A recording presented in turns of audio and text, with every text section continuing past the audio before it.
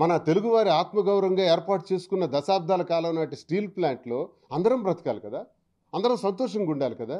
ఆ ప్రయత్నం చేయకుండా మీరు ఆడిన మాటలకే నేను సమాధానం చెప్తున్నాను. పవన్ కళ్యాణ్ కానీ రామ్మోహన్ నాయుడు కానీ, రామ్మోహన్ నాయుడు ఎక్కడున్నాడో తెలియదు, అలా మెరుపులా వస్తాడు జిల్లాకి. ఇప్పుడు 15 సంవత్సరాలు నేను చూస్తున్నాను. ఒక్క గ్రామాన్ని సందర్శించిన సందర్భం నేను ఎప్పుడు చూడలే.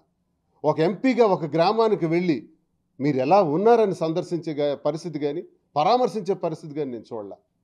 ఈరోజు నువ్వు సెంట్రల్ మినిస్టర్గా ఉన్నావు. ఒక విపత్తు వచ్చింది, తెలుగువాడికి విపత్తు వచ్చింది, తెలుగువాడి గుండెల్లో ఇది భూకంపం. దీన్ని నువ్వు ఎలా డీల్ చేస్తావు? మేమైతే ఒకటే కోరుకుంటున్నాం, చరిత్రలో చరిత్రహీనులుగా మిగిలిపోయే పరిస్థితి. మిస్టర్ రామ్మోహన్ నాయుడు, మీ నాన్నకు ఒక చెడ్డ పేరు ఉంది. మీ నాన్న జిల్లాలో ఒక్క మంచి పని చేయలే. ఎర్రంనాయుడికి నేను సూటిగా ప్రశ్నించాను, ఎన్నోసార్లు ప్రశ్నించాను, నేను బ్రతుకున్నప్పుడే ప్రశ్నించాను. నువ్వు జిల్లాకి ఏం చేసావు చెప్పని అడిగా. ఒక్క మాట చెప్పమానండి, ఈ రోజుకి చెప్పమానండి. అచ్చెన్నాయుడికి ఒక స్టేట్మెంట్ ఇవ్వమనండి. అచ్చెన్నాయుడు అంటే చదువులేని మూర్ఖుడు, అజ్ఞాని. అసలు స్టీల్ ప్లాంట్ అంటే తెలియదు, మైన్స్ అంటే తెలియదు, ఐరన్ ఓర్ అంటే తెలియదు, అందులో ఉండే థర్మల్తో బొగ్గుతో తయారు చేసినటువంటి పవర్ ప్లాంట్ అంటే తెలీదు. ఇవేవి నాలెడ్జ్ లేదు అతనికి. ఇంగ్లీష్ రాదు, హిందీ రాదు, ఎవరితో మాట్లాడలేడు, జ్ఞానం లేనోడు.